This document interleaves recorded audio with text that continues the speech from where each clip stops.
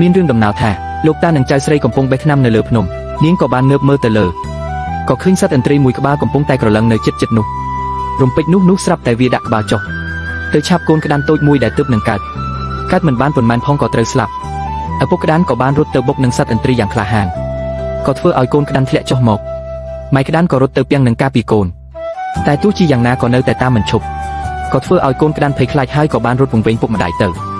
ក្មេងស្រីដែលនៅលើភ្នំឃើញសកម្មភាពទាំងអស់ក៏ដាក់កន្ត្រកចុះរួចរត់ចុះពីភ្នំរួចហើយក៏ចូលទៅក្នុងស្មៅដើម្បីទៅរកកូនក្តានហើយក៏មានឮសំឡេងឪពុកម្ដាយកូនក្តានស្រែករកកូនពេលទៅដល់ឃើញកូនក្តានកំពុងភ័យឡើងញ័រខ្លួនក្មេងស្រីក៏មិនស្ទាក់ស្ទើរក៏ប្រញាប់នាំកូនក្តានយកទៅផ្ទះជួយរុំរបួសឲ្យយាវានឹងថែរក្សាវាយ៉ាងយកចិត្តទុកដាក់តែកូនក្តានហាក់មិនព្រមស៊ីចំណីសោះវាបានធ្វើឲ្យក្មេងស្រីព្រួយបារម្ភជាខ្លាំងក្មេងស្រីស្រាប់តែនឹកឃើញគំនិតមួយក៏ប្រញាប់រត់ចូលក្នុងផ្ទះហើយក៏យកកណ្ដឹងមួយមកអង្រួនពីមុខកូនក្តានសំឡេងកណ្ដឹងធ្វើឲ្យកូនក្តានចាប់អារម្មណ៍ក្មេងស្រីក៏បានយកកណ្ដឹងនោះលេងជាមួយកូនក្តាននាងបានព្យាយាមដោយអំណត់ទីបំផុតកូនក្តានក៏លែងខ្លាចនាងនឹងព្រមស៊ីចំណីក្មេងស្រីសប្បាយចិត្តជាខ្លាំងបានអោបកូនក្តានជាប់នៅនឹងទ្រូងនៅក្រោមការថែនាំនិងយកចិត្តទុកដាក់របស់ក្មេងស្រីរបួសរបស់កូនក្តានក៏បានជាសះស្បើយចាប់ពីពេលនោះមកមិនថាក្មេងស្រីទៅដល់ទីណាកូនក្តានក៏តាមទៅដល់ទីនោះដែរបើសិនជាបាត់រកកូនក្តានមិនឃើញទេគ្រាន់តែក្មេងស្រីយកកណ្ដឹងមកអង្រួនកូនក្តានក៏ប្រញាប់រត់មករកនាងភ្លាមពេលខ្លះនាងបាននាំវាទៅទីប្រជុំជនដើម្បីលក់ថ្នាំទៀតផង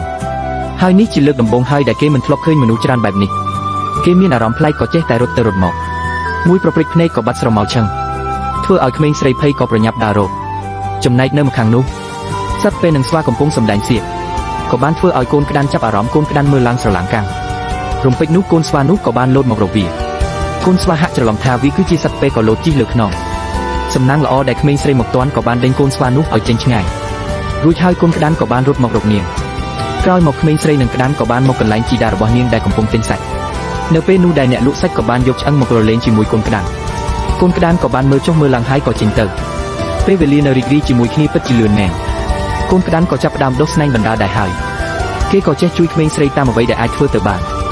នថ្ងៃនេះក្មេងស្រីកំពុងនាំកូនក្តានលេងក្នុងព្រៃភ្លាមនោះពួកគេបានឃើញឥន្ទ្រីមួយកំពុងហើរក្រឡឹងនៅលើអាកាសកូនក្តានដែលធ្លាប់មានបទពិសោធន៍ឈឺចាប់វាក៏ចាប់ផ្ដើមភ័យខ្លាចនិងមិនគិតអ្វីទាំងអស់ក៏រត់គេចខ្លួនយ៉ាងស្លន់ស្លោក្មេងស្រីបានខំហៅឈ្មោះកូនក្តានតែកូនក្តានមិនព្រមស្ដាប់នោះទេគេរត់ចុះរត់ឡើងដូចកំពុងឈួតជ្រូកចឹងក្មេងស្រីក៏ខំរត់តាមយ៉ាងលឿនហើយក៏បានធ្វើឲ្យនាងដួលក៏ធ្វើឲ្យកណ្ដឹងរបួសពីករបស់នាងក៏ឮសំឡេងដូចនាងអង្រួនចឹងកូនក្តានស្ដាប់ឮសំឡេងកណ្ដឹងក៏ឈប់រត់ហើយក៏ក្រឡេកឃើញក្មេងស្រីត្រូវរបួសក្មេងស្រីបានរបួសជើងនិងដេកនៅលើគ្រែកូនក្តានក៏មានអារម្មណ៍ថាខុសគេក៏បានទៅខំដៃឲ្យជីតារួចហើយទីងតិចនាំជីតាមកដល់មាត់ទ្វារ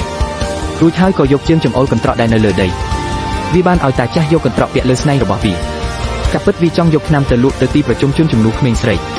ហើយក៏នឹងទិញថ្នាំពៅមួយចំនួនដើម្បីបង្កើនសុខភាពរបស់នាងផងដែរក្មេងស្រីមានការព្រួយបារម្ភចំពោះកូនក្តានជាខ្លាំងព្រោះវាជាលើកទី1ហើយដែលវាទៅតែងគេក៏បានយកកណ្ដឹងទៅពាក់លើករបស់កូនក្តានរួចរាលើហើយកូនក្តានក៏ចុះពីលើភ្នំតែម្នាក់ឯងគេលក់ថ្នាំអស់ហើយកូនក្តានក៏បានដើរទៅតូបលក់សាច់ជ្រូកដោយអ្នកលក់អត់នៅគេក៏យកជើងគូសវាតិចពេលឃើញអ្នកលក់កំពុងដេកគេក៏ពំកណ្ដឹងរបស់គេរួចហើយក្រវីចុះឡើងទើបធ្វើឲ្យអ្នកលក់សាច់ជ្រូកភ្ញាក់តែក៏មិនឃើញមានណាគេក៏បន្តសំងំស្រាប់តែគេនឹងឃើញថាកណ្ដឹងជារបស់ក្មេងស្រីពេលគេញើបអង្គុយទើបឃើញក្បាលរបស់កូនក្តានលៀងចេញមកពេលនោះបាញ់សឹកដឹងថាជាអ្វីពេលនោះគាត់ក៏ចេញមកចាប់កូនក្តានអោបនឹងអង្អែលស្នែងវាតែគេមិនដឹងថាក្នុងចិត្តកូនក្តានប្រញាប់ប៉ុណ្ណាគេខំសម្ដែងកាយវិការថាត្រូវការសាច់ជ្រូកពេលនោះអ្នកលក់ហាក់យល់ពីគេក៏កាត់សាច់ជ្រូកមួយដំដាក់ក្នុងកន្ត្រករបស់គេកូនក្តានក៏ប្រញាប់ត្រឡប់ទៅផ្ទះវិញចំណែកក្មេងស្រីខំមើលទៅបង្អួចដោយក្តីអារម្មណ៍អំពីកូនក្តានគេតែងតែមើលទៅលិចនិងមើលទៅកើតក្រែងកូនក្តានត្រឡប់មកវិញមួយសន្ទុះក្រោយមកក៏ឮសំឡេងដណ្ដឹងនៅខាងក្រៅទើបក្មេងស្រីអស់ក្តីបារម្ភជាច្រើនថ្ងៃកន្លងទៅរបួសក្មេងស្រីក៏បានជាសះស្បើយពួកគេក៏អាចឡើងភ្នំបេះថ្នាំជាមួយជីតាគេវិញជីតារបស់គេជាអ្នកបេះតាមច្រាំងថ្មតាមចំណោតភ្នំហើយក្មេងស្រីនិងកូនក្តាននៅខាងក្រោមជាអ្នកចាំទទួល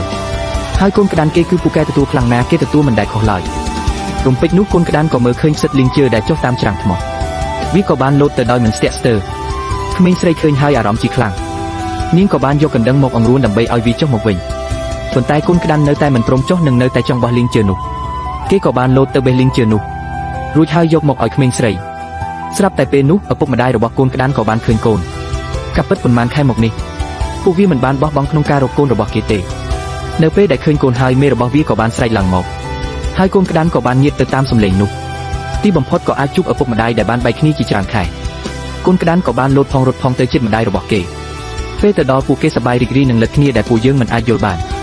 ចំណែកក្មេងស្រីពេលឃើញគ្រួសារវាជួបជុំគ្នាវិញគេក៏សប្បាយរីករាយជំនួសកូនក្តាន់បន្ទាប់ពីភាពរីករាយកន្លងផុតទៅ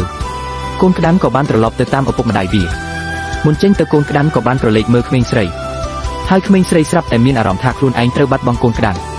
គេបានរត់ទៅអោបជីតារបស់គេហើយយំយ៉ាងខ្លាំងនៅពេលកូនក្តាន់ឮសំឡេងក្មេងស្រីយំក៏ទ្រាំមិនបានគេក៏ប្រញាប់រត់ទៅរកក្មេងស្រីឃើញដូច្នោះក៏រត់ទៅទទួលកូនក្តាន់ពួកគេបានរត់ទៅរកគ្នាដោយក្តីអាលុះអាល័យពួកគេបានអោបគ្នាយ៉ាងណែនហាក់មិនចង់បែកគ្នាជីតារបស់នាងក៏បានដើរមកហើយក៏ខាត់ចៅស្រីនឹងបញ្យល់ថាត្រូវចេះប្រឡែងដៃពីព្រោះការស្រឡាញ់មិនមែនត្រូវតែការនៅកាប់គ្នានោះទេយើងគួរតែឲ្យកូនក្តាន់ទៅរស់នៅជាមួយឪពុកម្ដាយគេត្រឡប់ទៅនៅក្នុងព្រៃដែលជាជំរកដ៏ធំធេងរបស់គេក្មេងស្រីទូបានយល់ហេតុផលទាំងនោះក៏ពិតមែនប៉ុន្តែនៅពេលដែលកូនក្តាន់ត្រូវចាក់ចេញគេនៅតែទប់អារម្មណ៍មិនបានក៏រត់ទៅរកកូនក្តាន់ទៀតនាងបានដោះកណ្ដឹងដែលនៅជាប់នឹងកនាងពាក់ឲ្យទៅកូនក្តាន់ពួកគេបានអោបគ្នាម្ដងទៀតនេះគឺជាកាឡាគ្នាដ៏កក់ក្ដៅបំផុតទីបំផុតកូនក្តាន់ក៏បានត្រឡប់ទៅនៅជាមួយឪពុកម្ដាយនៅឯក្នុងព្រៃ